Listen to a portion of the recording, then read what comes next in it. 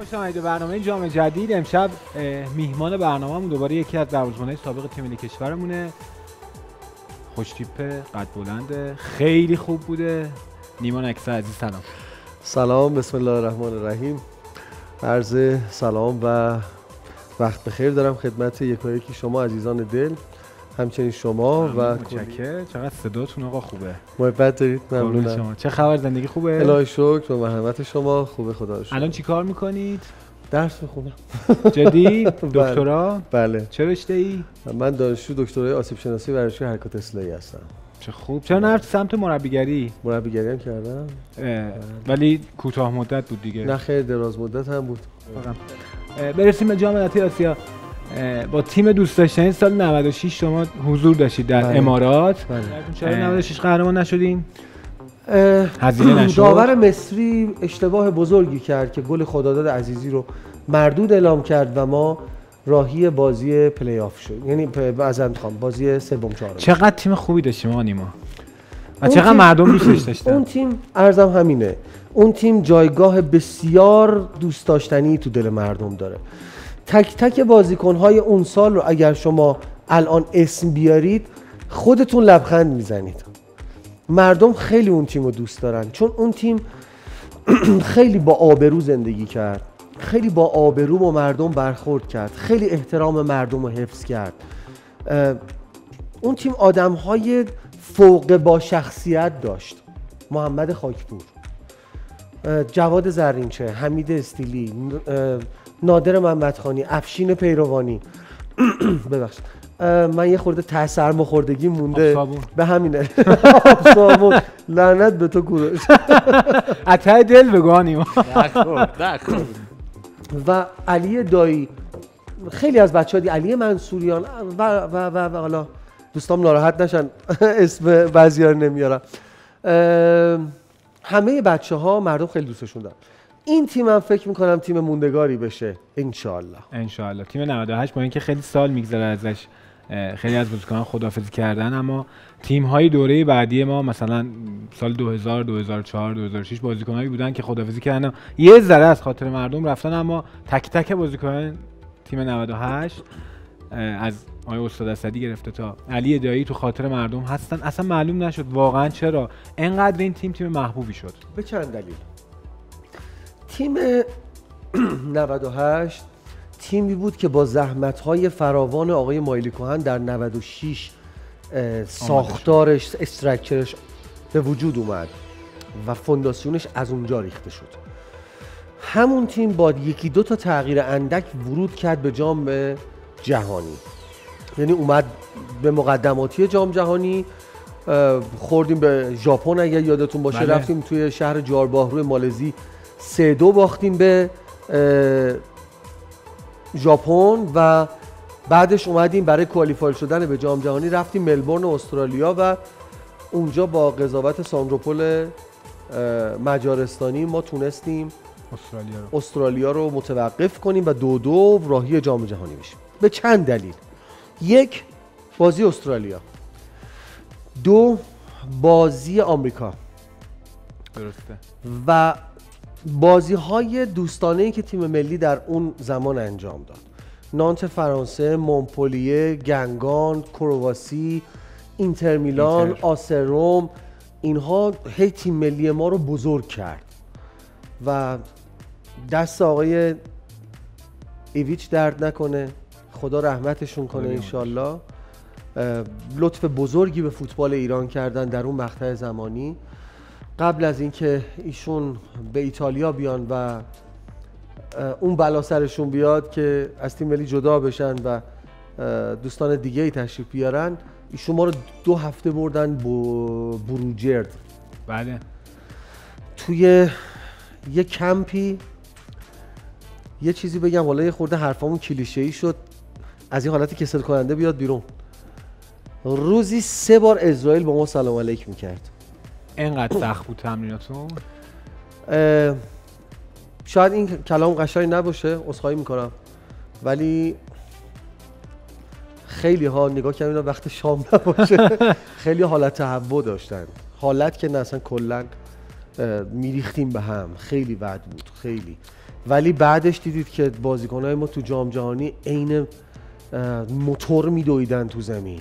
خیلی آماده. هیچ کس عدم آمادگی رو نشون نمیداد و همه دائم در تکاپو بودن.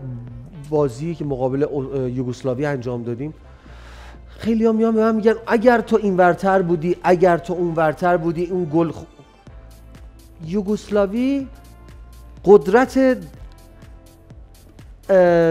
تاپ لول دنیا بود اون موقع. بله. سینیشا میهایلوویچ بود.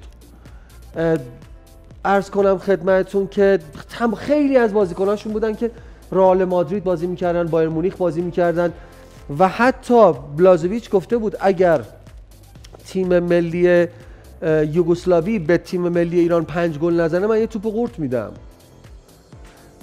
8 تا ضربه ایستگاهی رو دروازه ما زده شد که هر 8 تاش به من ختم شد، حتی یه دونش هم به دیوار دفاعی نخورده.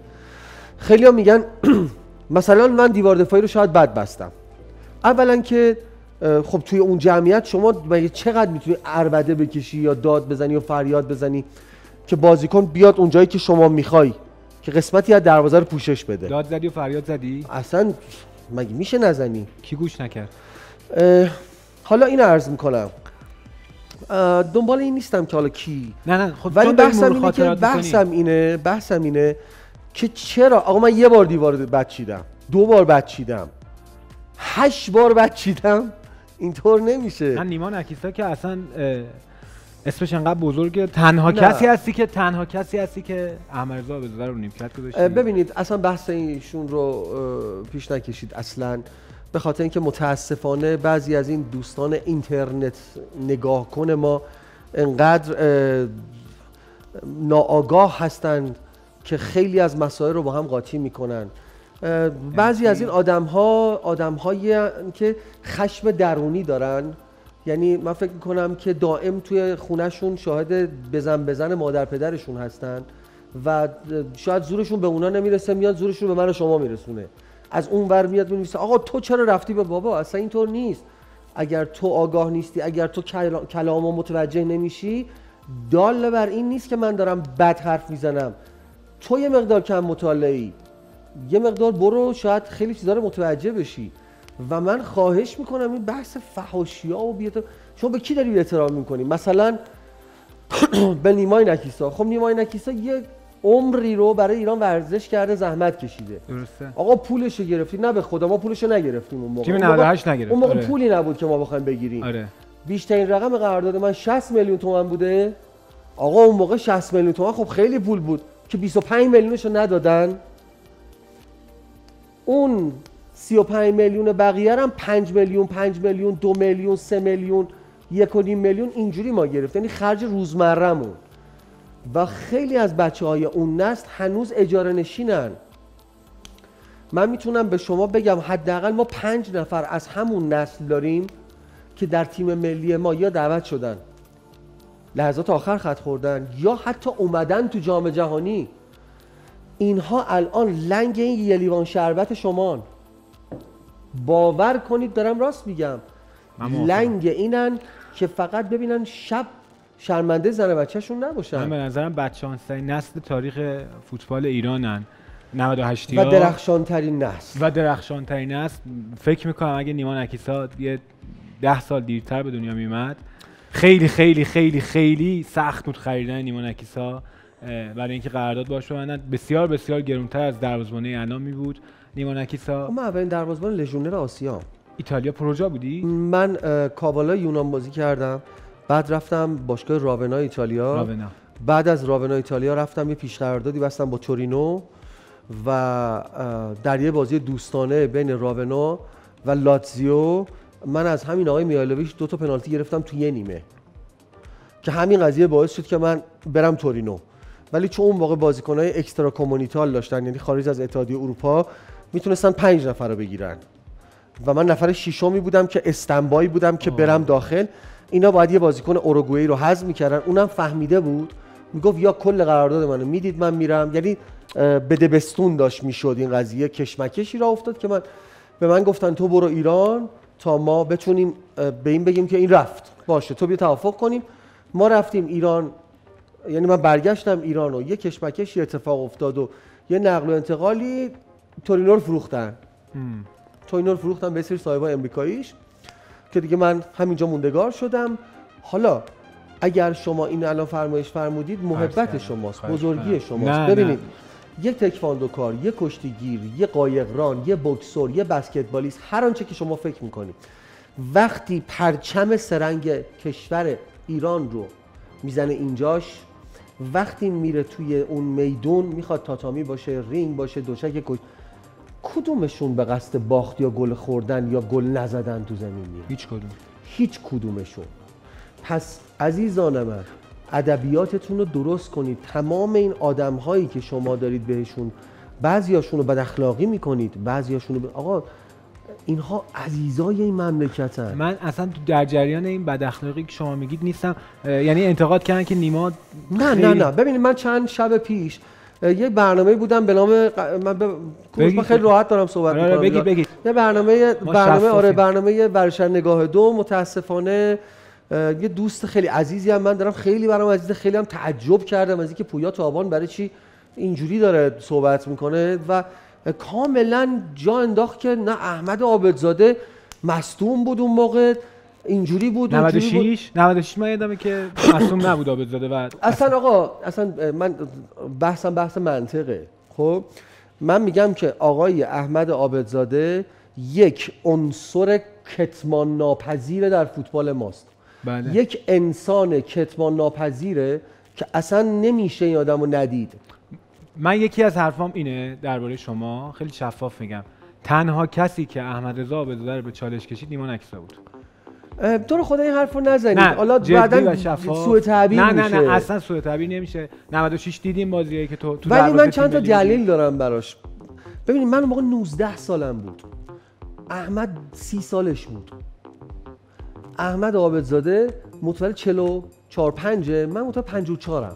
خب من 19 ساله با یک استاد 29 ساله 30 ساله، یعنی یک دروازه‌بان خام که دقیقاً در اون پیک زمانی آزمون خطای ملیشه، با یک دروازه‌بانی که دقیقاً پیک استفاده ملیشه، یعنی دیگه 29 سالش شده، الان دیگه باید قوقا کنه. خب من توی اون برنامه به پویا گفتم پویا تو اینقدر تاکید داری مصدوم بوده، دو حالت داره، یا آقایی که مربی تیم ملی بوده یه دروازه‌بان مصدوم آورده تو جام جهانی، یا ملت آسیا که جفا کرده در حق کشور. غیر اینه که مایلی کوهن نیست. نه اصلا غیر اینه. شما نگاه کنین. نه مایلی کوهن که عشق منه، خودش هم میدونه مایلی کوهن عزیز منه، تاج سر من، معلم منه، همیشه هم بهش مدیونم، به خاطر اون مردونگی و شرافتش. وایساد پای من، وایساد نه پای این که وایساده الان من به و چه کنم، پای فرهاد مجیدی هم وایساد. بله. پای داریوش یزدانی هم وایساد، پای علی موسوی هم وایساد، مهدی مهدوی کیا هم وایساد، پای مهدی مهدوی کیا هم وایساد، پای مهرداد میناوند هم وایساد. بله. پای حامد کاویانپور هم وایساد. منتها آنچه که هست اینه که من تلاشمو کردم، گرفتم. بشینید بازی 96 امارات رو ببینید. من دومین دروازه‌بان جام ملت‌های آسیا شدم. یهو بعد از بازی من 270 دقیقه از عربستان گل نخوردم. یه 3-0 بردیمش، یه 0-0 که رفت تا 120 دقیقه دیگه، یادتونه. بله. که پنالتی ها احمد اومد جای من، اونم خیلی خوب کار کرد، اونم 2 تا پنالتی گرفت. اگه بازی سوم منو میذاشتن تو دروازه، من اینجا رو یه دونه پرانتز باز میکنم، خواهش میکنم از تهیه کنندتون، کارگردانتون آقای محمد مایلی کوهن بیارید تو همین برنامه، ازش بپرسید، تقاضا میکنم بیارید بگید آقا چرا آقای نیمای نکیسا رو بازی با کویت گذاشتی بیرون، چی شد گذاشتی بیرون، چه اتفاقی افتاد گذاشتی بیرون. و اگر اون بازی منو گذاشته بودن تو دروازه، من میشدم بهترین دروازه‌بان آسیا بالاتر از دعایه. درسته، خیلی درخششت عالی بود تو جام ملت‌ها. احمد رضا عابدزاده باختر ضربات پنالتی اومد، تو بازی بعدی همه منتظر بودن که دوباره نیما نکیسا فیکس بشه. واقعا چی شد؟ من نمیدونم، بیارید بپرسید. ولی باز هم احمد کاری کرد، کارستون، ما سوم شدیم. 2 تا پنالتی هم جلو کویت گرفت. آره. ولی ما چرا بعضی از بحث‌ها رو با هم دیگه قاطی می‌کنیم؟ چه ربطی داره؟ یه جوون رو گذاشتیم. الان من یه سوال از شما دارم. الان شما آقای مثلا زیدان یه بازیکنی داری در زمانی که رونالدو بازی میکرد تو اینتر میلان، زیدان سرمربیش بود. خب یا مثلا اینطور تصور کنید رونالدو تو رئال، رونالدو کریستیانو رونالدو تو رئال، خب تو رئال مثلا زیدان هم سرمربیش بوده. اگر زیدان میخواد بره با بایر مونیخ بازی کنه، رونالدو پاش داغونه، آیا اینو میبرن میذارن تو زمین؟ نه. یه بازیکن دیگه ما نباید ببرن. بله. خب پس مصدوم نبوده. پس آقا اگر بازی با یوگسلاوی آقای احمدرضا عابدزاده مصدوم بوده، چه جوری بوده؟ آقا من دکترام دکتر آسیب شناسی حرکات اصلاحیه، من آناتومی بدن رو میشناسم. هر قسمتی از بدن اگر آسیب دیده باشه به هر حال یک پیک نقاهتی داره، یه زمان نقاهتی داره. چه جوری ما 4 روز بعدش با آمریکا بازی کردیم؟ دقیقاً این سوال منه، چرا بازی با آمریکا نیمونکسا فیکس نبود؟ بازم ما باختره. چون خبرهای اومده بود که میگفتن از ایران فشار اومده با آقای طالبی که عابدزاده باید بازی کنه، باختره مسئله آقای روحی. طالبی من رو صدا کرد تو اتاقش، گفت ارنج منو ببین، من نیمای نکیسا رو گذاشتم تو دروازه. اصلا این حرف درست بود. ولی چون بازی سیاسیه و بازی بین ایران و آمریکاست و خیلی از این آدمای مزخرفی که اون بر آب دارن واسه مملکت خط و نشون میکشن میان تو این استادیوم، درسته. بهتره که تو فنا نشی تو این بازی. اگر ما ببازیم، من با هر کسی که فوتبال میفهمه میشینم اون بازی رو 2 نفری میبینم، 5 تا خورده تو تیر دروازه ما. حتی بازی با استرالیایی که خیلی ما داریم قهرمان پروری میکنیم خیلی جاها، مهدی پاشازاده 5 تا خورده تیر دروازه ما، یه دونه نعیم سعداوی در آورده، یه دونه مهدی پاشازاده در آورده. عزیزم من نمیخوام بگم اشکان دژاگه بده، من خوبم. من میگم من زحمتمو کشیدم، من تلاشمو کردم، من تا جایی که تونستم. سابقه زندگیم، کارنامه زندگیم نشون داده که ژیمناستیک، شنا، بوکس، سوارکاری قهرمانی داشتم. بله. بعد از اینکه پام شکست اومدم شروع کردم درس خوندن. من تا سال 87 دیپلمه بودم. من ورودی سال 87 تربیت بدنی ام. 87 رفتم دانشگاه، 18 و 86 شاگرد اول شدم، رفتم ارشد با رتبه 2 با کنکور، سهمیه هم نبودم. اومدم ارشدم شاگرد دوم شدم، فارغ التحصیل شدم با معدل 18 و 41. الانم دارم دکتری آسیب شناسی میخونم، مصاحبه‌ام رفتم، آزمونم دادم، سوابقش هم تو وزارت علوم هست، هیچ سهمیه‌ای هم استفاده نکردم. پس آدمی هم که بلدم مدیریت زمان کنم، بلدم از قابلیت‌های خودم استفاده کنم. ما چرا عوضی که بیایم تشویق کنیم یه جوون توی این مملکت رو که داره درست قدم برمی‌داره، هی داریم جناحی باهاش برخورد می‌کنیم؟ هیچ وقت من نه به کسی توهین کردم نه اجازه توهین دارم. اون که احمد عابدزاده است، استاد منه، اسطوره این مملکته. من اجازه ندارم حتی به یه آدمی که به لحاظ شغلی در سطح پایین جامعه قرار داره به اونم توهین کنم. شاید اون جایگاهش به مراتب از من بالاتر باشه پیش خداوند. درسته. من عرضم خیلی طولانی شد ولی عذرخواهی میکنم از تمام بچه‌ها، من باید این رو میگفتم. خیلی هم صحبتاتون صحبتای خوبی بود، ممنون که شفاف صحبت کردید. پرویز برومند چند روز پیش مهمون ما بود. بگم بله. عصبانی نمیشی؟ برای چی باید عصبانی شم؟ پرویز دوست منه. سوالم گفت حق من بود جام جهانی بازی کنم. حتما ایشون خودشون متصورن که حقشون بوده. گفت که از احمدرضا عابدزاده و نیمانکسا آماده‌تر بودم، حق من بود. خیلی ناراحت بود از جلال طالبی، گفت که ظلم بزرگ کرد در حق من. خب ایشون هیچ کدوم از بازی‌های تیم ملی رو بازی نکرد، توی جام ملت‌ها رو بازی کرده بود، میگفت جام جهانی هم من بازی می‌کردم. جام ملت‌ها رو بازی کرده؟ جام ملت‌های لبنان.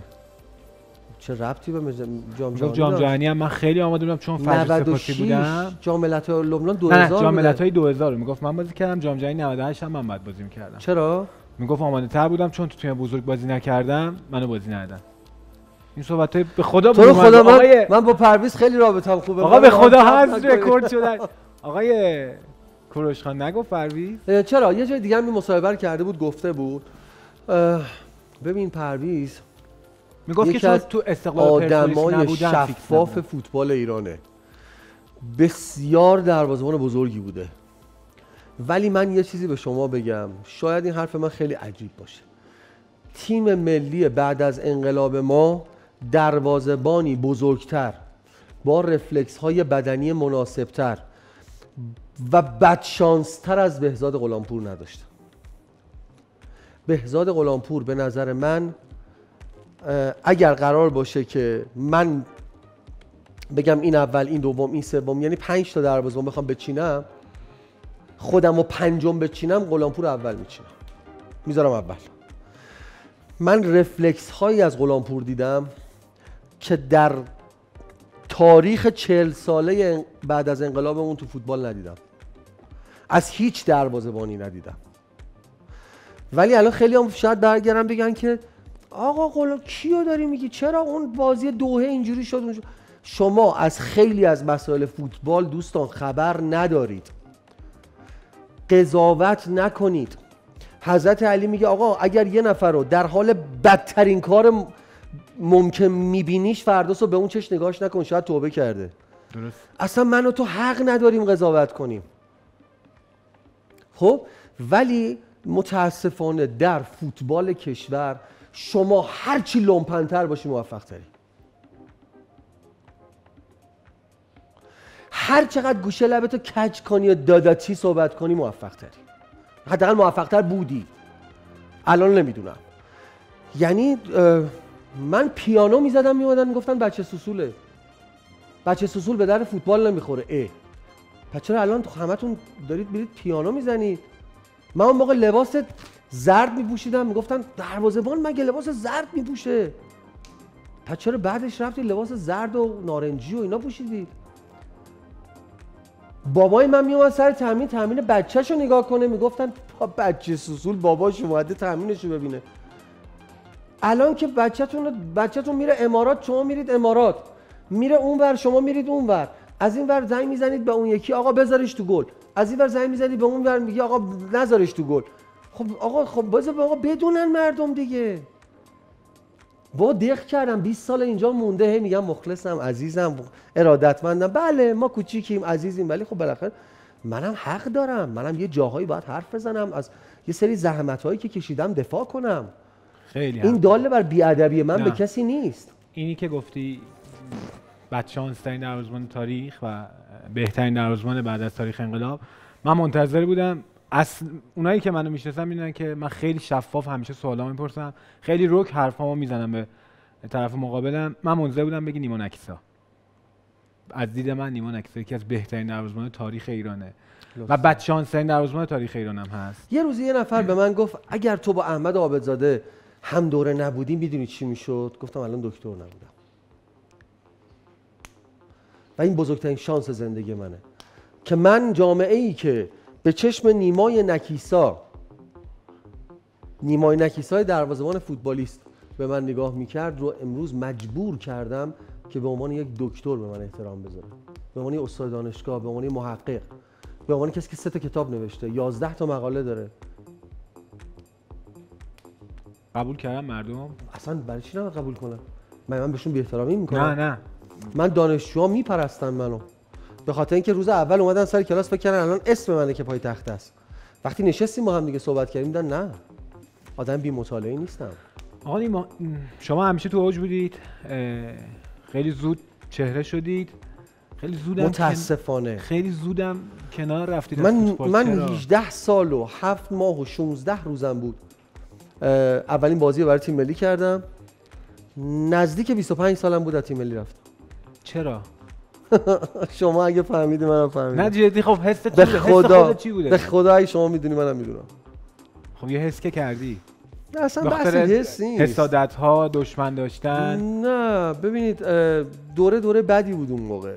دوره خیلی بدی بود، در عین اینکه اون تیم بزرگی بود برای ملت، ولی فضای خیلی سنگین و عجیب غریبی بود. یعنی ما 78 روز یا 78 روز یا 87 روز ما از ایران رفتیم قبل از جام جهانی. اگه خاطرتون باشه رفتیم، بعد رفتیم ایتالیا، از ایتالیا یه اردو دراز مدت رفتیم کرواسی، از کرواسی فرانسه، بعد دیگه ورود کردیم به جام جهانی. بازی با آلمان بازیکن‌های ما دیگه داغون شده بودن، خسته شده بودن، میخواستن دیگه اصلا برگردن ایران، چون ما رو برده بودن توی قصر قدیمی توی شهری به نام ایسنژو که من و شما اگر توی یه اتاق با هم، من و پرویزم با هم اتاق بودیم، اتاقمون هم همین رنگی بود، آبی رنگ بود با یه تخت 2 نفره که ما یکیمون میخوابید زمین، چون پرویز خیلی گنده است، ماشاءالله خیلی منم خیلی گندم مثلا جامون نمیشد اونجا، بعدش هم مثلا اذیت میشدیم، یه شب در میون یکیمون میخوابید زمین. بعد اتاق اینقدر، باور کنید یه اتاق مثلا شاید 4 در 4. برای تیمی که رفته جام جهانی چرا همچین شرایطی؟ به خاطر شرایط سکیوریتی خیلی قوی که میخواستن داشته باشن برای تیم ملی. ما اگر از اون محل اسکانمون میخواستیم بریم تا سر زمین، باید 3-4 مرحله سکیوریتی رد میکردیم. خب حقم داشتن، چون اتفاقات عجیب غریب زیادی داشت میافتاد اون سالا. بله. یه سری آدمی که واقعا نه خودشون هویت دارن، نه قاموسشون هویت داره، نه ایدئولوژیشون هویت داره، اومده بودن و داشتن یه فضایی رو به وجود می آوردن که این فضا اصلا مال ورزش نبود. بعد از انقلاب اولین باری بود که یه تیم ورزشی داشت توی تورنمنت به این بزرگی تو دنیا اصلا شما میگی که یه آدم ایرانی باشه، با هر طرز فکری میخواد باشه، باز هر جای دنیا میبینیش خوشحال میشی از اینکه یه هموطن تو دیدی. آدم اینقدر پست که بیاد توی ورزشگاه تیم ملی آمریکا رو تشویق کنه به زبون فارسی. من دیدم تصاویرش رو توی مستند. متوجه ارزم هستی؟ بله. ببین ما ایرانی‌ها یه تعصب و ارق و وطن دوستی داریم که هر چقدر بیراهه بریم، هر چقدر اشتباه داشته باشیم، باز تش ایرانیم و حواسمون به هموطنمون هست. درسته. ولی این توی اونجا این شرایط بود دیگه. یه سوال، شما تو تیم ملی با احمدرضا عابدزاده همیشه رقابت داشتید، چرا دوباره تو پرسپولیس؟ نه میخوام ببینم چرا دوباره تو پرسپولیس هم همچین رقابتی ایجاد شد؟ شما رفتید پرسپولیس انتخاب کردید، چرا؟ من انتخاب نکردم. آقای عابدینی خیلی اصرار داشتن. ببین من داشتم رفتم استقلال. چه زمانی؟ 1372 72 داشتید میرفتید استقلال؟ آره، نه بخاطر که استقلالی باشم، نه، پیشنهاد مثلا حرفه‌ای پیشنهاد بود. خب من همیشه هم گفتم من نه استقلالی بودم نه پرسپولیسی بودم، ولی از زمانی که رفتم پرسپولیس دیگه پرسپولیس موندم. همه پرسپولیسی‌ها و استقلالی‌ها هم میدونن که من زمان امیرخان قلعه‌نویی، زمان مرحوم ناصرخان حجازی که انشالله خدا نور به قبرشون بده، من عاشقونه دوست داشتم ایشون رو و دارم. زمان عرض کنم خدمت آقای فتح‌الله زاده، آقای غریب، هر کسی اونجا بود من پیشنهاد داشتم.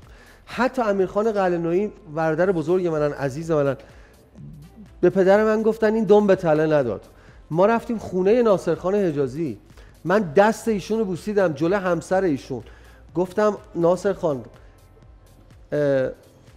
شاگرد شما بودن لیاقت میخواد، اونم برای من، ولی من نمیتونم دل مردم رو بشکنم. مطمئن باشید که هم پرسپولیسی هم من ناراحت میشن، هم استقلالی ها. خب موقعی که تو پرسپولیس بودی این نه زمانی که از یونان برگشتم، خب از ایتالیا برگشتم، ولی چون مهر قرمز بهم خورده بود دیگه نمیخواستم این کارو بکنم. ولی خیلی‌ها که همین ور بازی کردن همون ور بازی کردن، که الان اگه برگردیم به اون زمان دوباره همون تصمیم میگیریم؟ نه حتما همین کارو میکنم، چون من احترام خیلی زیادی برای اون هوادارانی قائلم که با این تیم‌ها دارن زندگی میکنن. بعضیا این تیم‌ها رو از بچه‌شون، از زندگیشون بیشتر دوست دارن.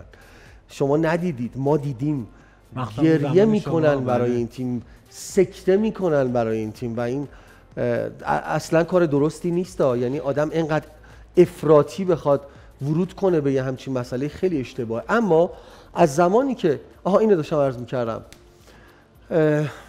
رفتم سر تامین استقلال. چقدر زمان داریم؟ زمان داریم. خب زمان داریم. زمانی که من رفتم سر تامین استقلال، اون موقع مربی تیم استقلال آقای علی جباری بودن. خب غلامپور 1، حمید بابازاده 2. رفتید سر تمرین استقلال؟ سر تمرین استقلال با لباس شخصی. و پیروز جختاپور 3. قرار بود پیروز جختاپور بره دروازه‌بان نساجی قائمشهر بشه، اونجا فیکس می‌خواستنش. خب اینها اومدن با من صحبت کردن که من به عنوان یک بچه 18 ساله از تیم ملی امید اومدم، اون موقع دروازه‌بان فیکس تیم ملی امید بودم. اومدم و رفتم سر زمین شماره 2 یا 3 آزادی. اون موقع این شکلی نبود که بیابون بود دورش. من همون جوریه تقریبا. نه بهتر شده، خیلی بهتر شده، چون من اونجا رفت آمد زیاد میکنم، بین علت میگم. به من گفتن که برو پشت اون ماشین قایم شو تا تمرین تموم شه، بعد ما بیایم با تو صحبت کنیم. بعد اینقدر شرایط بدی رو راه انداختن که من احساس کردم مثلا شاید از جیب یه نفر پول برداشتم، الان باید فرار کنم. این نبیندت، آخ برو اون بر، اون نبیندت. من همونجا به یه شخصی که همراهم بود گفتم که بریم، اینجا جایی نیست که حرمت من حفظ شه. یه بچه 18 ساله. یه بچه 18 ساله. من پدرم سالهاست که مدرس بین المللی آیباس بوکس، بله، داور جهانی و المپیکی فدراسیون بوکس، همیشه به من یاد داده که حرف راست بزن، مردم میفهمن که تو چی داری میگی، مردم درکت میکنن. من هیچ وقت با مردم با شعورشون بازی نکردم، هیچ وقت نگفتم من استقلالیم، عاشق استقلالم. من الان بچگی عکس علی آقای پروین و بهروز سلطانی رو میزدم، بعد 2000 این ور اون ور یه سر از استقلال. نه هیچ وقت. من داشتم میرفتم استقلال، بعد این اتفاق اینجوری افتاد، اومدم نشستم تو ماشین، راه افتادیم از استادیوم آزادی، اومدیم سر پیچ شهرک اکباتان که خونه پدری من اونجا بود، به موبایل من زنگ زدن. اون موقع موبایل تقریبا تازه اومده بود. زنگ زدن که آقای عابدینی با شما کار داره. آقای عابدینی کیان؟ رئیس باشگاه پرسپولیس. سلام علیکم. سلام علیکم. شما تشریف بردید سر زمین استقلال، قرارداد بستید؟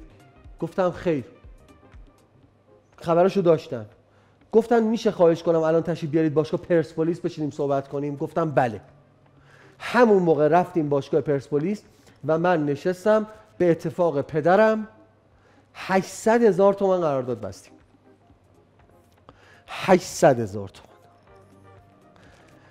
پول خوبی بود اون موقع 800,000 تومان تو قرارداد؟ نه 800,000 تومان شاید 35 سال 40 سال پیش پول خوبی بوده، ولی 20 سال 25 سال پیش پول خوبی نبوده. بد پولی هم نبوده ولی خیلی پولی هم نبوده. نه اون موقع مثلا قرارداد یه کسی مثلا احمد عابدزاده مثلا 8 میلیون 10 میلیون بوده. خیلی ارزون خرید باشگاه پرسپولیس. خیلی. ولی شأنم حفظ شد. رفتم و اونجا حمید درخشان که واقعا یکی از مربیای تاثیرگذار زندگی من بوده، منو به بازی گرفت. خب به یه نتیجه میرسیم الان. مایلی کوهن یک دروازه‌بان مصدوم رو گذاشت کنار و نیمای نکیسا رو گذاشت، به باور خیلیا. حمید درخشان چرا این کار کرد؟ حمید درخشان چرا بازی با آستان قدس ساری تو اصفهان نیما نکیسا رو گذاشت که نیما نکیسا برای اولین بار تو دروازه پرسپولیس وایساد و همون هفته دروازه‌بان هفته شد. همیشه هم خوب بودی. حمید درخشان رو بیارید اینجا بگید چی شد نیما نکیسا رو بازی با آستان قدس گذاشتی. ازش بپرسید که چرا گذاشتی و چرا بازی با آرارات گذاشتی، چرا همینجوری پلی اکیل نوشهر. اصلا ما کاری نداریم به این که کسی مصدوم مونه، نه همیشه بازی کردی و همیشه خوب. همیشه نه بازی بدم داشتم، خیلی کم بوده. ولی خب بالاخره آقا شما رانندگی میکنی گوشه ماشینت یه جا گیر میکنه. سوال من از شما اینه، به این جوابم نرسیدم. نیما نکیسا چرا انقدر زود رفت کنار؟ نمیدونم. همیشه خوب بودی، یعنی حتی همین الان من بازی دوستانه تو میبینم خیلی آماده ای. نمیدونم شاید دستای پشت پرده بوده. قطعاً بوده. اگر من دلیل دارم براش. ببینید من شاید به عنوان یک آدمی که فوتبال بازی میکنه یه جای احساسی بشم، یه حرفی بزنم که هیچ سند و مدرکی پشتش نباشه. ولی به عنوان یک کسی که استاد دانشگاهه هیچ وقت نمیام حرفی بزنم که هیچ سندی پشتش نباشه. درسته. که چه بسا اگر یک نفر میخوان خط و نشون بذارن اسمشو، میخوان خیلی مؤدبانه تهدید بذارن اسمشو، میخوان هرچی، یک نفر این وسط حرفی واسه گفتن داشته باشه، این دفعه دیگه چیزایی رو میگم که فوتبال این مملکت اینجوری تکون بخوره. خرید فروش ماشین توی تو کمری قدیمیه 800,000 تومان زیر قیمت، چی شد نیما نکیسان نرفت جام اون بازی دوستانه بین منتخب جهان و منتخب آسیا؟ چی شد؟ کی با کی زد و بند کرد؟ شب در خونه کی رفت؟ اون توی تو کمری طلاییه یهو از کجا سر در آورد؟ هی علامت سوالات تو ذهن من داره بیشتر میشه. متوجه این؟ ببینید اینا چیزایی که 20 سال اینجوری بغض تو گلوی من مونده. بعد یهو چی شد نیما نکیسا $100 باید کمتر تو آسانسور بگیره، بعد بیان بگن او این پررو شده، گفته این پولا واسه من پول نیست. خب ولش کن، اینو بذاریم بیرون، کسی دیگه رو بذاریم. بعد اون وقت یه اتفاقاتی بیفته که آقا اگر این دیگه توش نجوشیده پس دیگه نباید بجوشه کلا. هیچ کس هیچ جا نباید بجوشه. چرا کسی هوای یه جوون با استعداد مثل نیما نکیسا رو نداشت رئیس فدراسیون اون زمان؟ چرا نیامد وسط دخالت کنه؟ یه استعداد ناب. نمیدونم ولی آخه یه سرمایه خوشحالم از این مملکت سرنوشت قشنگ. اعتبار خیلی زیادی دارم. صفحه اینستاگرام من یه صفحه خیلی خیلی خانوادگیه، خیلی تعداد زیادی هم توش نیستن و خیلی ها به من میگن که نیمای نکیسان مثلا تو 20,000 نفر تو صفحت هستن؟ میگم بله 20,000 نفر هستن، ولی 20,000 تا آدم حسابی مؤدب، خوشگویشت، خوش برخورد تو این صفحه نیما نکیسا 1354 هستن. خب اینو گفتم که هر کم خواست بیاد فوشمون بده بیاد همونجا فوشمون بده. خب منتها چیزی که هست اینه که خوشحالم از اینکه دوستان محدودی دارم و این دوستان من بسیار آدم‌های خوبی هستند، تو اجتماع خدمات خوبی به اجتماع میدن، با مردمشون خوب برخورد میکنن و من نه به خاطر اینکه الان کوروش اینجا وایساده دارم میگم. یکی از دوستای بسیار دوست داشتنی من خود کوروشه. ما خونه همدیگه رفت آمد داریم، کوروش پیش من میاد. من ببینید مردم دوستش دارن، سریال بازی میکنه، فالوش میکنن، دنبالش میکنن. تیم اینها اومد یه فضایی رو توی تیم کوروش و شهاب عباسی و سیاوش مفیدی و اینا شما نگاه کنید، اینا تو مردم هی باشون در ارتباطن. من دنبال این نیستم که به هر قیمتی توی این مملکت دیده شم. اگر واقعا منو یه طیف محدودی میخوان، اب نداره، من با همون حالم خوبه. آخه من نمیدونم هر چقدر الان بگم من چون انقدر شما رو قبول دارم از لحاظ فنی، به نظرم شما اصلا نباید دنبال این میبودی. این کوچکترین حق شما بود که توی این مملکت همیشه تو اون بالا باشی. چون استعدادشو داشتی، تمرینشو که می‌کردی. همین الان ماشاءالله سنتون از دوران حرفه‌ای فاصله گرفتید، اما بدن داره نشون میده که تمرین، ورزشتون مرتبه. این کمترین حق شما بوده که همیشه تو اون بالا باشید و واقعا نمیدونم چرا نیما نکیسا زود رفت. فقط یه جمله بهتون بگم، به تمام چیزهایی که شفافتر صحبت می‌کردیم آقای نکیسا. اجازه بدید استپ بای استپ بریم جلو. یعنی یه نفر جواب بده، خیلی دوست دارم این اتفاق بیفته. یه نفر جواب بده، بگی آقا تو داری راجع به چی داری حرف میزنی؟ خب بگی آقا تو داری راجع به چی حرف میزنی؟ مثلا تو خودت فلان اشتباه رو کردی. اون وقته که دیگه میایم میشینیم با هم حرف میزنیم بی پرده، بدون خط قرمزهای صدا و سیما و یه سری ماجراهای این چنینی. آقا بذار مردم بدونن که واقعا شاید یه استعدادی توی این مملکت داره از بین میره. یه استعداد داره از بین میره یعنی چی؟ یعنی پول بیت المال از بین رفته دیگه. شما سرمایه مملکت بودی. یعنی نیمای نکیسا میاد توی تیم آ، تیم سی، بی، آ، حالا که باید به اینجا برسه مثلا این سالش 100 میلیون بیت المال هزینه‌اش کرده، درسته؟ بله. بعد یهو از بین میره. پس اگه قرار باشه که مثلا 20 تا از این 100 میلیون از بین بره، توی اون پیک زمانی و تو اون مقطع زمانی 2 میلیارد پول کمیه؟ خیلی زیاده. اینا واقعا اینا پولاییه که از مملکت ما داره میره، خرج من شده و من مجبورم احترام بذارم. تو خیابون به من میگن آقا میشه خواهش کنم یه عکس با هم بگیریم؟ میگم آقا دستت هم میبوسم، چرا خواهش میکنی؟ دستور بده. تو همون کسی هستی که برای من دست زدی، منو تشویق کردی، به من لبخند میزنی، با اخ منو نگاه نمیکنی.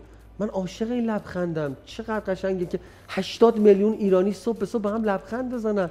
این بزرگواری شما رو نشون میده. عزیزی صحبتامون خیلی طولانی شد اما جذاب بود. حالا آقای نکسا ترجیح میدن که شفافتر از این صحبت نکنن، اما اگر حتما ما بازخورد داشته باشه این مصاحبه، حتما دوباره آقای نکسا رو دعوت میکنیم تا این بار طبق قولی که دادن شفافتر صحبت کنیم، چون مردم خیلی کتبی ها.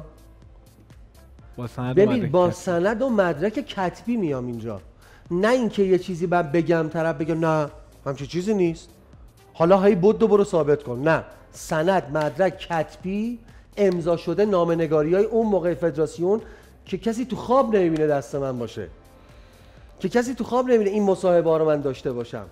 ولی با تمام این مسائل باز بستم دهنم و گفتم اب نداره، کوچیکترم، باید احترام نگه دارم، بذار بس دیگه، حرفی نزنم، چیزی نگم. ولی دیگه دلیل نداره به خودم توهین شه که. ترجیح نمیده آینکس شفافتر از این صحبت کنه. ولی من خودم که الان این حرف رو شنیدم همیشه یه خاطره خوبی از نیما نکسا جلو چشمامه که دوست داشتم این مدت و عمر این خاطره خیلی بیشتر باشه و انتظارم همین بوده. همیشه هم واسم این سوال بوده که چرا کوتاه بوده. الانم خود آقای نکسا خودش هم جوابی نداره برای این سوال. طولانی شد، ما سریع بریم بخش بعدی رو ببینیم، یه سورپرایز داریم براتون. هنوز هستیم با نیما نکسا عزیز. بله برگشتیم دوباره به استودیوی یک. یه 2 متر ورتر استودیو 1، 2 متر ورتر استودیو 2. من خودم مبهوت صحبت‌های نیمای نکیسای عزیز شده بودم، دوست بسیار خوب عزیز خودم که منو شرمنده هم کرد وسط برنامه. ولی یه نکته خیلی درستی گفت، این در مورد اتلاف شاید استعدادها و متاسفانه علاوه بر فرار استعدادها و مهاجرت استعدادها، ما اتلاف استعدادم خیلی زیاد داریم متاسفانه و نمیتونیم. سرزمین رویاها نیست اینجا، سرزمین فرصت‌ها هم نیست.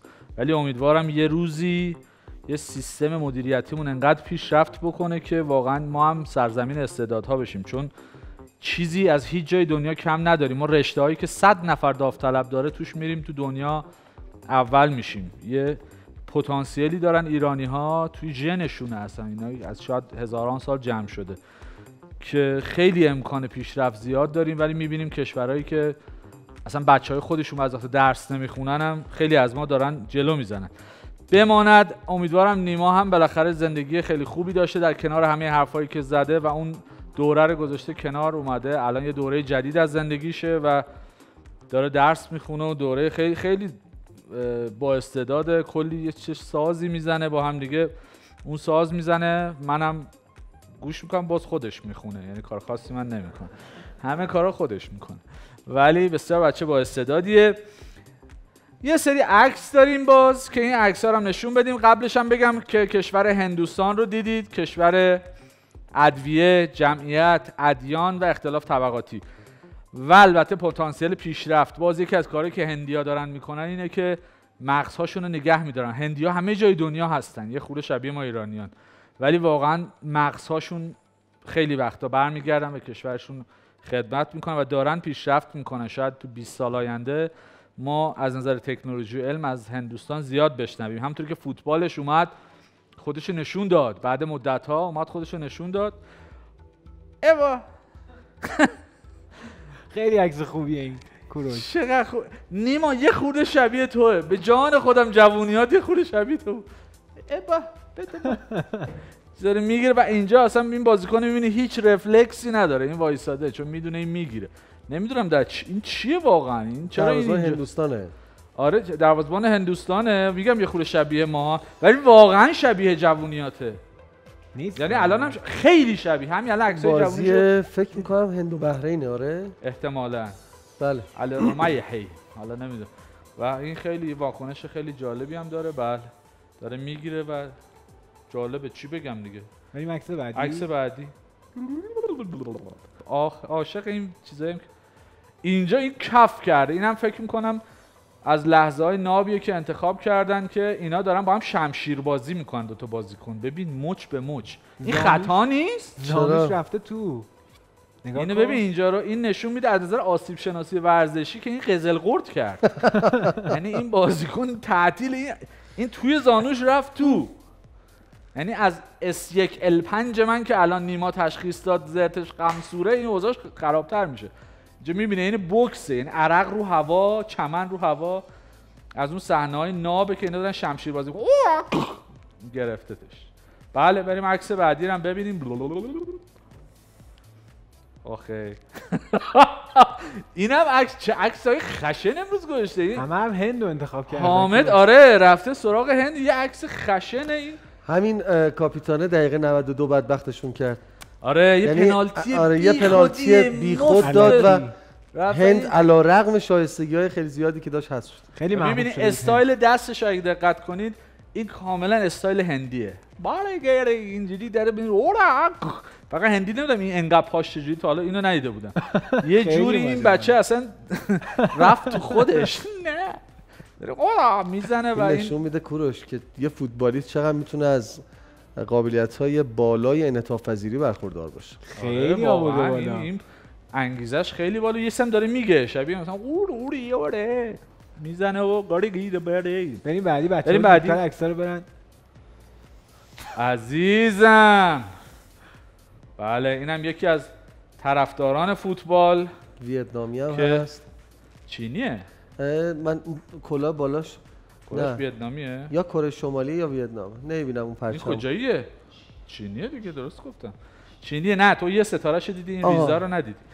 اینم هست. اینم فکر کنم شمشیر دستشه. شمشیرشو بچه‌ها به خاطر که خشونت تو برنامه‌مون نباشه حذف کردن. اینم داریم زن نصف کن. این حالا اونه که تو دوست داری. این مال کره شمالی. آره این مال کره شمالیه و اینها هم دارن تشویق میکنن. تماشاچیای کره میتونن بیان؟ یه سوالی، کره شمالی چون نمیذاره مردمش خارج شن، خیلی میذاره. من همیشه دوست داشتم باید فکر کنم یه در اینجوری تو باکس میارن میذارن، چون من بعید میدونم مردمش بتونن اینجوری. چرا؟ الان که شرایط خیلی بهتر شرایط شده. خیلی داره خوب میشه. شرایط نمیدونم، امیدوارم بهتر شه. اینم که آرمولوگو جام جدیده. این بخش رو دیدیم. یک سورپرایز داریم براتون. یه بخش خیلی دیدنی داریم منحصر به فرد و یک طرفدار فوتبال داریم. طرفدار فوتبالیست نیست، البته فوتبال قطعا بازی میکنه ولی طرفدار فوتبال به جمع ما اضافه میشه و ما قراره که اینجا یه تصاویری نشون بدیم، کارهایی بکنیم که مهدی شریفی همه رو میدونه، خودش هم همه چی رو چیده و کارهای مهدیه دیگه. بعضی وقتا مهدی کارهای مثبتی هم تو زندگیش انجام میده، همیشه اینجوری نیست. خب این شما و این مهدی شریفی. مهدی چه کنیم؟ الان که بریم هایلایت بازی استرالیا رو ببینیم. 3-2 برده. ببینیم قدرت استرالیا چطوری، خیلی دوره از اون تیمی که همیشه مدافع عنوان قهرمانی بوده. بریم هایلایت رو ببینیم، بیایم در فکرم 4-5 دقیقه دیگه متوجه میشید سورپرایزمون چیه. بریم هایلایت. یه روزی بریم شینیون. دوست دارم. خب رسیدیم به بخش جذاب برنامه جام جهانی. البته که ما همه بخشامون جذاب، اصلا خیلی آدمای خوبی هستیم، خیلی هم برنامه قشنگیه. مهمان ویژه امشب بعد از آقای نیما نکیسا، رامتین عزیز. سلام خدمت شما و بینندگان محترم. ممنون، خیلی خوش اومدید. ممنون، مرسی. خوبی؟ بله. دیروز تولدت بوده؟ بله. چند سالگی؟ 17. الان 17 سالت شده؟ 17 سالگیم تموم میشه، وارد 18 میشه. وارد 18 سالگی میشه. من یه دوست دارم به نام فرخ زمانی که زحمت این هماهنگی رو کشیده، گفت که خیلی طرفدار فوتبالی. بله. چقدر؟ زیاد دیگه، طرفدار پرسپولیس. مثلا طرف پرسپولیسی؟ بله. این نکیسا میگه که گلر پرسپولیس بود. بله، میشناختمش. البته خب به هر حال انسان‌ها جایز الخطا، میتونی تو انتخاب تیمت هم معلوم نیست. به هر حال شما مثلا میتونی اگه خواستی یه کارت ملی بیار با یه عکس، رضایت والدین، من قول میدم که استقلالیت کنم. هیچ وقت به پرسپولیسی با تعصب از این پیشنهادا نده. حالا راه میذاریم جلوش، میتونه انتخاب کنه. اصلا امکان نداره. چی شد پرسپولیسی شدی؟ از بچگی حالا خانوادگی طرفدار پرسپولیس بودن دیگه، هم پدر هم فامیلاشون خاندان. پدر و مادرم میتونن اشتباه کنن. من اصلا پرسپولیس دیر بیشتر نشده دوست ها، دارم. ببین الان تازه 18 اتفاقا سالته. پدر مادرش راه درست رو بهش نشون میدن. من که همچین عقیده ولی کلا ندارم، پرسپولیس به نظر قشنگتر استقلالی بازی شد. میکنه. چرا الان داره قشنگ بازی میکنه؟ بخاطر برانکو 2 ساله. نه قبلا هم قشنگ بازی میکرد. آقای نکیسا قبل برانکو پرسپولیس خوب بازی کرد. خدا وکیلی شما بگو. چه حرف چه سوالی قبل برانکو خوب نبود. نگو این حرف. آقا قبل برانکو زمان آقای دایی، زمان افشین آقای- قطبی رو میگی؟ البته که آقای کیو درخشان میگی؟ دوستان آقای کیو نکیسا. میگی؟ قبلش هم که شما نتونستید بالاتر باشید که. آقا 3 سال امیر آقا از این قلعه‌نویی بحث بیایم بیرون خیلی با خوب رامتین بود. صحبت کنیم. رامتین خیلی عشق فوتباله. متاسفانه الان در حال جنگ با یک بیماریه که خیلی خیلی درصد زیادی هم شکستش داده. دیروز تولدش بوده. بچه‌های تیم ملی مسعود شجاعی و علیرضا جهانبخش براش یه ویدیویی فرستادن دیروز. لطف کردن فرستادن. اون ویدیو رو ببینیم زود برگردیم. اومدیم داخل استودیوی برنامه جام جدید. دم بچه‌های تیم ملی گرم، مسعود شجاعی و علیرضا جهانبخش. 2 تا از خوبای تیم ملی برات پیام فرستادن. حست چی بود دیشب دیدین؟ خوب بود. باور میشد که اصلا اسم تو مسعود شجاعی بیاره، علیرضا جهانبخش بیاره؟ نه اصلا خبرم نداشتم. یه دفعه شوکه و کلا شوکه شدم دیگه، کلی سورپرایز و ولی انتظارشون مسعود شجاعی که رو گفت انتظارشون اینه که رامتین بجنگی خیلی محکم.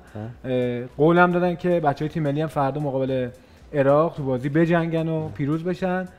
قول میدی بهشون که بجنگی و پیروز شی تو هم؟ حالا خدا رو شکر حالا بیماریم خوب شده، الان دکتران رضایت دادن دیگه، داره تموم میشه خدا رو خب پس به همین قاب بسته رامتین رو بگیرید به مسعود شجاعی. من همین ویدیو رو میفرستم به مسعود شجاعی و علیرضا جهانبخش که ببینن. داری با این بسته رامتین رو داری، خطابت مسعود شجاعی و علیرضا جهانبخشه. من قول میدم حالا خدا رو شکر بیماریم خوب شده، شما هم دستتون در نکنین ویدیو برای من فرستادید. قول میدم منم خوب شم، شما هم بتوانید قهرمان جام ملت‌های آسیا شید. بتوانید نه، به نظرم الان بهترین موقع است که تو از طرف ما قول بگیری. قول بگیر ازشون که قهرمانی بیارن. قول بدید که قهرمان شید، هم مردم خوشحال میشن هم من. همین مریضا ان شاء الله. ما یه بخشی داریم که مهمونا برامون روپایی میزنن. آقای نکس شما هم شرکت میکنید تو این بخش؟ عفو فرمایید. نه خواهش میکنم. آقای مهران رجبی زدن 4 تا. خانم نیلوفر اردلان زدن. دیشب من با اشباهی تیم گفت من هد میزنم. ما هم دیگه یه چالنجی هم رفتیم، خیلی جرزم بود و منو برد. روپایی میزنید شما هم دیگه. پس عفو کنید. اگه افتخار بدید خوشم نه میشیم. من به خاطر اینکه راستش زانوم ربات نداره. آره هد بزنید. مغزم هم ربات نداره. نه آقا خواهش میکنم بدید. پس رامتین بزنید. یه کتابی هست توصیه میکنم رامتین بخوندش، کتاب قشنگیه، مال قهرمان 6-7 دوره تور دو فرانس دوچرخه سواری به نام آرمسترانگ. بله. بعد یک داستانی رو رامتین تعریف میکنه و اینکه چی میشه که این بیماری براش به وجود میاد، بعد یواش یواش مجبور میشه شیمی درمانی کنه، مجبور میشه موهاشو کوتاه کنه، بعد تنها کسایی که کنارش بودن کیا بودن. اون کتابو من اگه بتونم پیدا کنم یه جوری به دستت میرسونم، ولی اگه نتونستم پیدا کنم 1-2 روز ازم خبری نشد، حتما کتاب آرمسترانگ قهرمان تور دو فرانس دوچرخه سواری رو بگیر بخون و من فکر میکنم انقلابی در روحیت به وجود یکی از معروف‌ترین ورزشکارهای دنیاست آرمسترانگ. من کتابو پیگیری میکنم تو این 1-2 روز از آقا نیما بگیرم، چون یادگاریه برای شما دیگه. امضا میکنه برات میفرسته. لطفا ممنون، لطف میکنید. ماژیک هم برید قبل اروپایی امضا کنم برام مهمونامون، چون ببین امضای ناصر فرچیرا، فرزاد آشوبی. برنامه ناصر خان فرچیرا رو دیدم، خیلی جنجالی بود. صحبت داری؟ نه جنجالی نبود. ما باید به جای برسیم که به آدم‌ها حق بدیم و اجازه بدیم که حرفاشون رو بزنن. میتونیم مخالفت کنیم، میتونیم موافقت کنیم. ما اینجا فرصت رو دادیم. هم بله بخواستم تاش همین مصطفی. خیلی ممنون از که این شرایط رو به وجود آوردید که بیان و خیلی از حرفایی که نمیتونن شاید خیلی جاها بزنن و پیش شما و راحت بزنن. ما این فرصت رو دادیم، دوباره هم خواهیم داد در روزهای آینده. اما همه هدفمون قهرمانی تیم ملیه، همه تلاشمون هم اون شاید یه ذره رفت تو حاشیه بحثا، اما همش این بود که چه چیزی به نفع فوتبال کشورمونه. امضای نیما نکیسای عزیز روی توپمون که یادگاری خواهد موند پیش ما، میره بغل امضای خیلی از مهمونای دیگه‌مون. رامتین هم برامون امضا میکنه. روپایی امشب آقای نکیسا ولی یه خوش شانسی آوردی، رامتین هست جور روپایی زدن شما رو میکشه. خواهش میکنم بفرمایید. ببخشید رامتین تو هم برامون امضا کن. بفرمایید.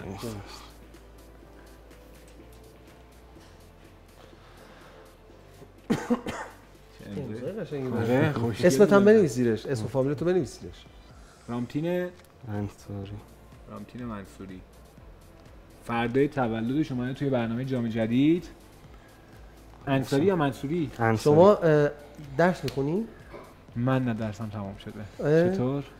فکر کنم فصل امتحانات شما هم مثلا اینجاات خودکاریه. من اصلا آخه من فصل امتحانات که میشه تمام دیدی همه جا خودکاری. من صبح تا شب خودکار هستم، هی بازی میکنم. اینجا حسین شکراللهی، سیاوش آزادی، میلاد فرزامی، یعنی خودشونو کشتن آقا این خودکار به زمین صداشون میاد.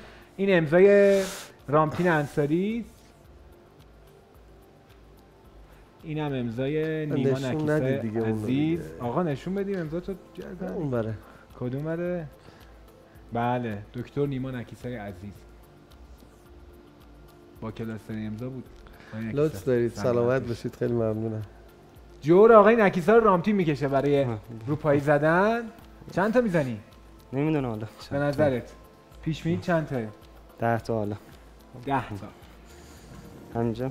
اگه بالای 10 تا بزنی یه سورپرایز برات دارم. اگر بالای 10 تا بزنی اگر بالای 10 تا بزنه من یکی از پیرنایی که باش ملی بازی کردم میدم بهش. آقا یه بار اینو تو بسته بگیرید، یه بار این حرف آقای نکیسه. اگر بالای شاید نزد بچه سکته میکنه. آقا تعدادی که بزنه من یکی از پیرنهایی که به باش افتخار آقای نکیسه بازی ملی داشتم میدم بهش.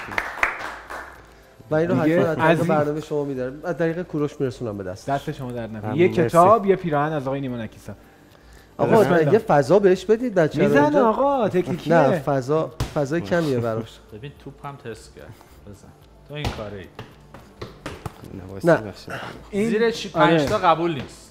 2 3 4 5 نه این قبول نیست. بعد بالای 5. 1 2 3 4 بلده رو پای زدن رو بلده. فقط بتره کنی. بیا جلو، بیا اینجا بزن، بیا بیا اینجا اینجا. بزن. بیا اینجا بزن. رو پای زدن رو بلده. رو به دو پا میزنه. 4 5 6 قبوله. یه بار دیگه قبوله. 3 نمیشه 4 اونجا. 5 6 قبوله. آقا دوربین آقا دوربینه. قبوله. خب قبول. نیما نکیسا دست قبول هم شیشا زدیم میگیره برام. دیگه. نیما نکیسا قبول کرد، ما هم قبول میکنیم.